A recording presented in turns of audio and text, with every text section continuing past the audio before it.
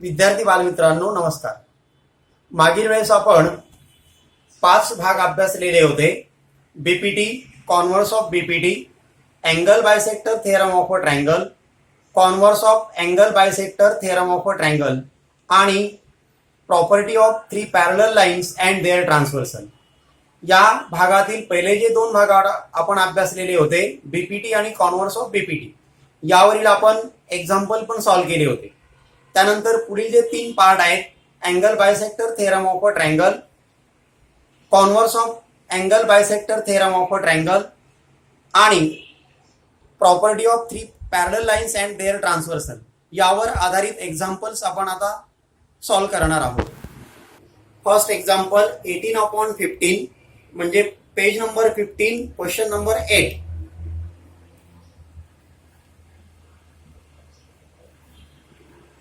तो जो क्वेश्चन आहे तो क्वेश्चन मी रीड करतो. त्याची फिगर मी ड्रॉ केलेली आहे.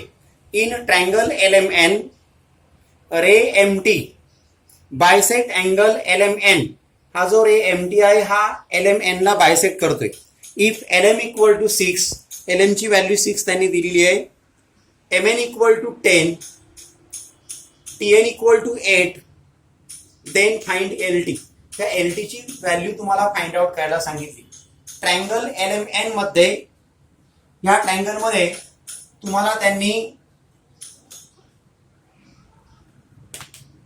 हा जो रे आहे MT हा LMN या ट्रायंगलचा बायसेक्टर दिलेला आहे. आणि हा जर अँगल बायसेक्टर जर असेल तर आपण angle bisector theorem of a triangle use करू शकतो. आणि मग क्वेश्चन मधलाच पार्ट आपण पहिला लिहिणार आहोत. इन ट्रायंगल LMN त्यांनी दिलेले क्वेश्चन मध्ये बघा, रे MT बायसेक्ट अँगल LMN. हा रे MT जो आहे हा अँगल LMN ला बायसेक्ट करतोय. क्वेश्चन मध्ये तुम्हाला दिलेले आहेत म्हणजे गिवन. आणि मग अँगल बायसेक्टर असल्यामुळे आपण इथे angle bisector theorem of a triangle use करू शकतो.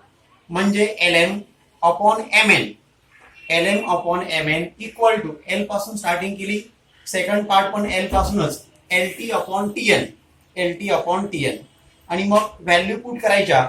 LM ची व्हॅल्यू क्वेश्चन मध्ये तुम्हाला 6 दिलेली आहे, MN ची व्हॅल्यू 10 आहे, इक्वल टू LT आपल्याला माहिती नाही तसाच, अपॉन TN, TN म्हणजे 8. आणि मग आपल्याला LT ची व्हॅल्यू फाइंड आउट करायची.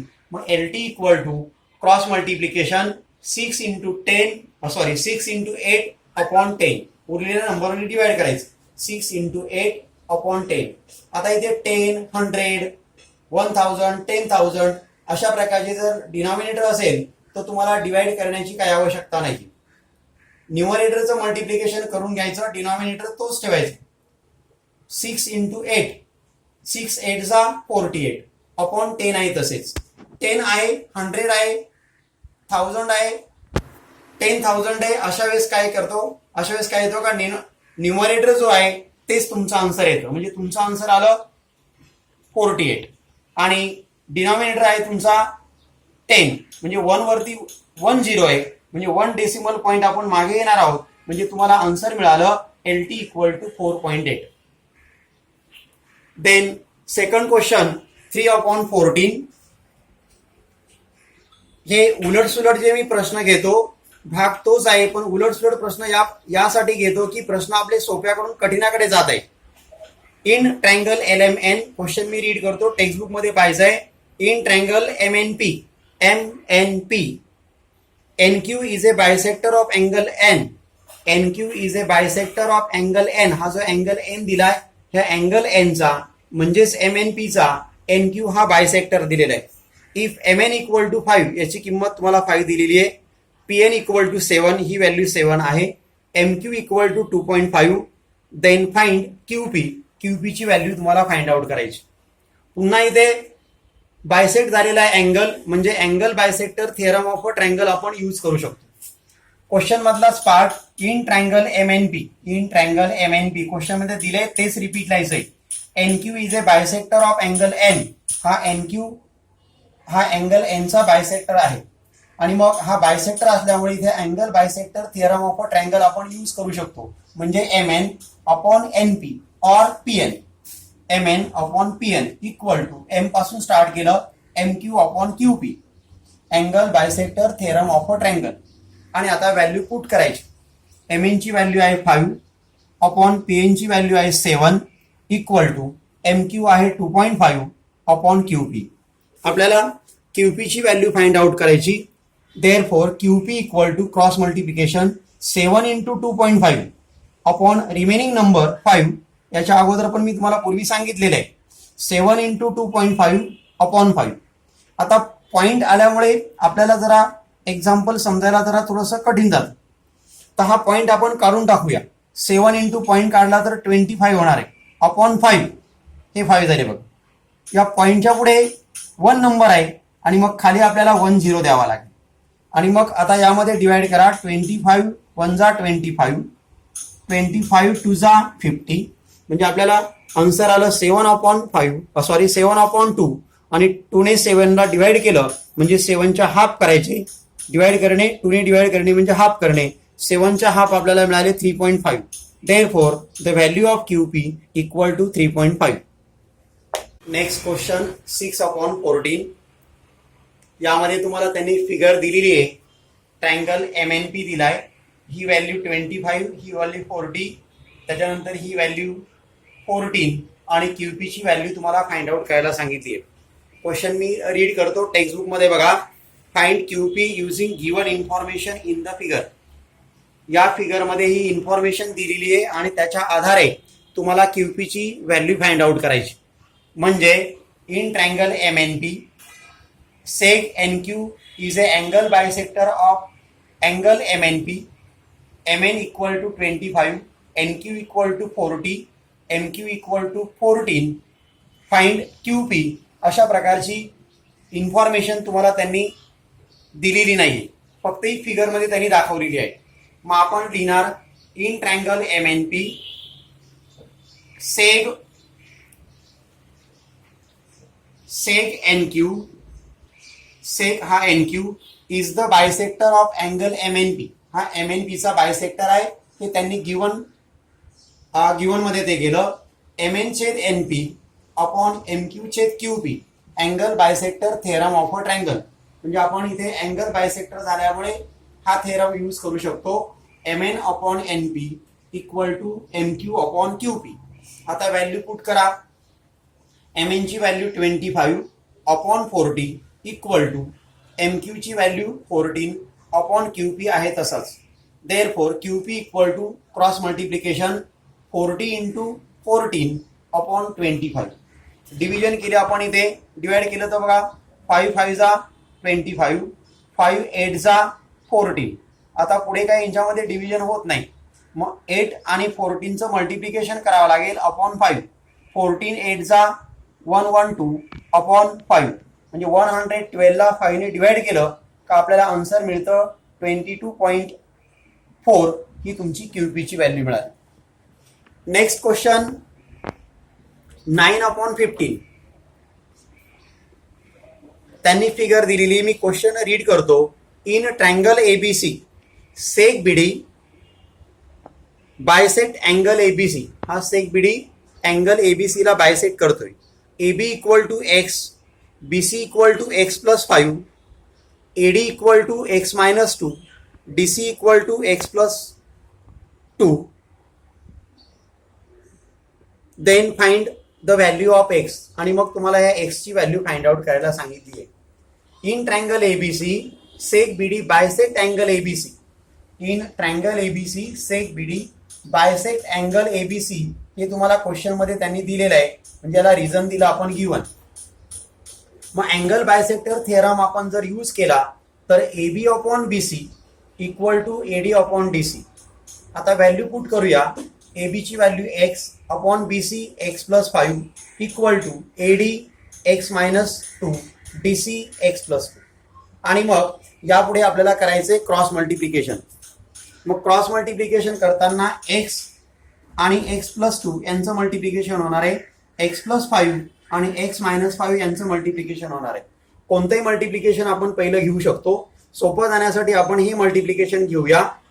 x प्लस 5 पहिल्या ब्रॅकेटमध्ये, second bracket x minus 2 equal to x ब्रॅकेटमध्ये x प्लस 2. ब्रॅकेट सॉल्व्ह करायचे. ब्रॅकेटमधल्या फर्स्ट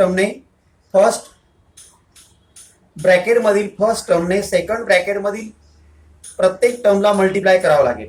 एक्स इंटू एक्स एक्सचा square, x into -2x -2x, then 5 ने मल्टिप्लाय करायचं. 5 इंटू एक्स 5x, 5 इंटू -2 5 2 जा 10 -10, साईन अपोजिट साईन आहे म्हणजे यांचं मल्टिप्लिकेशन मायनस मध्ये येणार. इकडे एक्स इंटू एक्स एक्सचा square plus x into 2 2x, both साईडला एक्स स्क्वेअर आहे ते कॅन्सल होणार.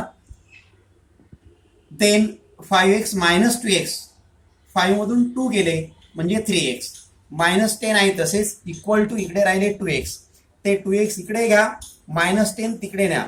2x इकडे आल्यानंतर मायनस होणार आहे कारण इथे प्लस आहे. इथे राहिले 3x -2x, हे -10 गेले पलीकडे म्हणजे +10 झाले. 3 मधून 2 गेले म्हणजे 1 राहिला. 1 आपण लिहित नाही. 1x इक्वल टू 10 म्हणजेच x इक्वल टू 10.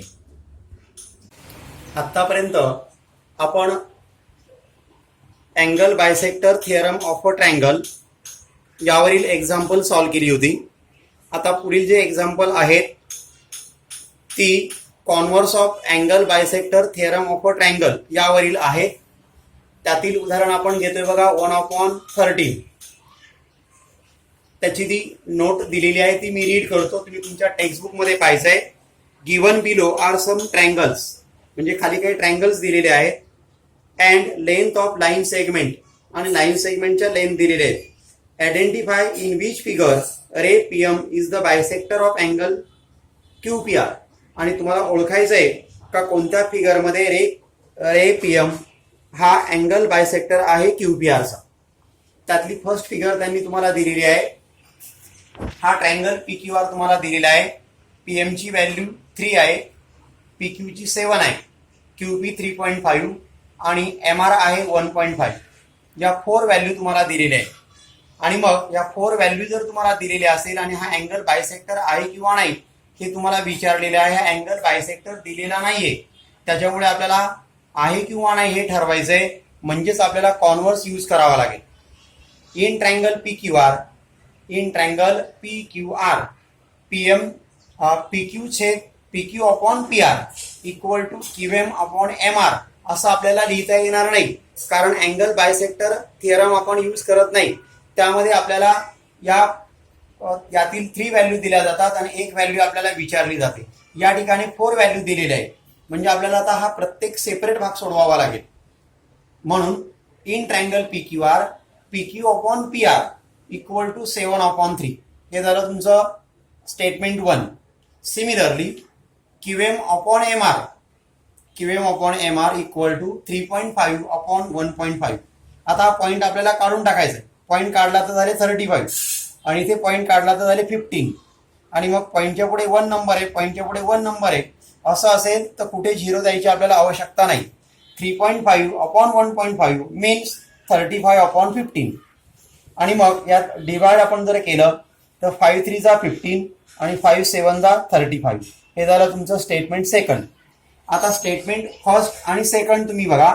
7/3 इक्वल आहे, म्हणजे हे स्टेटमेंट आणि हे स्टेटमेंट या दोघांच्या राईट हँड साईड इक्वल आहे, म्हणजेच लेफ्ट हँड साईड इक्वल येणार आहे. हे RHS 7/3 इक्वल आहे. देअरफॉर LHS इक्वल येणार आहे PQ upon PR equal to QM upon MR. From 1 and 2 PQ upon PR equal to QM upon MR, आणि हे 2 पार्ट इक्वल झाले. PQ upon PR equal to QM upon MR, आणि असं जर इक्वल होत असेल तर हा रे अँगल QPRचा बायसेक्टर होतो. याला आपण म्हणतो converse of angle bisector theorem of a triangle. Therefore by the converse of angle bisector theorem of a triangle ray PM is a bisector of angle QPR, म्हणजे हा रे PM अँगल QPRचा बायसेक्टर आहे. त्याच्यानंतर third question, second question आपण नंतर बघूया. या question मध्ये तुम्हाला ही व्हॅल्यू 10 दिली, ही 9 दिली, ही 4 दिली आणि ही 3.6 दिलेली आहे. आणि पुन्हा तुम्हाला हा रे PM अँगल बायसेक्टर आहे किंवा नाही हे आपल्याला शोधायचं. मग इन ट्रायंगल PQR सेम पहिल्याप्रमाणे QP upon PR equal to 9/10 यात डिवाइड होत नाही, आपण तसंच ठेवलं. Similarly QM upon MR, QM ची व्हॅल्यू 3.6/4 आणि मग या ठिकाणी आपल्याला आता काय करायचंय, हा पॉईंट काढायचा आहे. मग 36 होणार आणि अपॉन 4 येणार. पॉईंटच्या पुढे 1 नंबर आहे, इथे पॉईंटच नाहीये म्हणजे खाली तुम्हाला एक 0 द्यावा लागेल.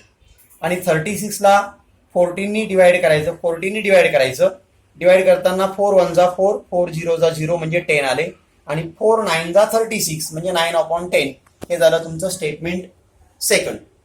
फ्रॉम 1 and 2 9/10 9/10 इक्वल आहे पहिल्याप्रमाणेच.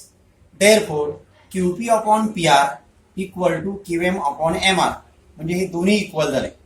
आणि QP upon PR equal to QM upon MR असं जर आलं तर हा अँगल बायसेक्टर झाला. Therefore by the converse of angle bisector theorem of a triangle ray PM is a bisector of angle QPR. त्यानंतर remaining second question 1/13 त्याच्यातला second question. ही figure तुम्हाला त्यांनी दिलेली आहे. ही व्हॅल्यू 10 आहे, ही 7 आहे, ही 6 आणि ही 8 दिलेली आहे. आणि हा अँगल बायसेक्टर आहे किंवा नाही त्यांनी विचारलेलं आहे. ही 10 आणि ही 7 जर विचार केला तर ही 10 मोठी वाटते म्हणजे ही फिगर प्रोपोर्शन मध्ये नाहीये. टेक्स्टबुक मध्ये पण तशीच दिली. आपण समजून घेऊया आणि क्वेश्चन सॉल्व्ह करूया. In triangle PQR PR upon PQ equal to 7/10 हे झालं तुमचं स्टेटमेंट 1. सिमिलरली PR म्हणजे स्टार्टिंग आपण आता R पासून करावे लागेल, RM upon MQ. Similarly RM upon MQ equal to 6/8. आता डिवाइड केलं तर 2 4 जा 8 आणि 2 3 जा 6 हे झालं तुमचं स्टेटमेंट 1. स्टेटमेंट 1 आणि 2 आपण जर विचार केला तर ही RHS 7/10 आहे आणि ही RHS 3/4 आहे म्हणजे ह्या RHS इक्वल नाही. जर RHS इक्वल नसेल तर LHS पण इक्वल येणार नाही. Therefore from 1 and 2 RHS equal नाही म्हणजे ह्या इक्वल नाही. Therefore PR upon PQ is not equal to RM upon MQ. Therefore, ray PM is not the bisector of angle QPR. म्हणजे रे PM जो आहे हा अँगल QPR चा बायसेक्टर नाहीये. यालाच आपण म्हणतो converse of angle bisector theorem of a triangle. पण तसं आपण इथे नोट केलेलं नाही. Converse of a angle bisector theorem of a ट्रायंगलने हा रे PM अँगल बायसेक्टर येत नाही. याचा अर्थ दुसऱ्या कोणत्या तरी मेथडने तो अँगल बायसेक्टर येतोय असं नाहीये. म्हणून आपण ते स्टेटमेंट इथे लिहिलेलंच नाही. रे PM is not the bisector of angle QPR.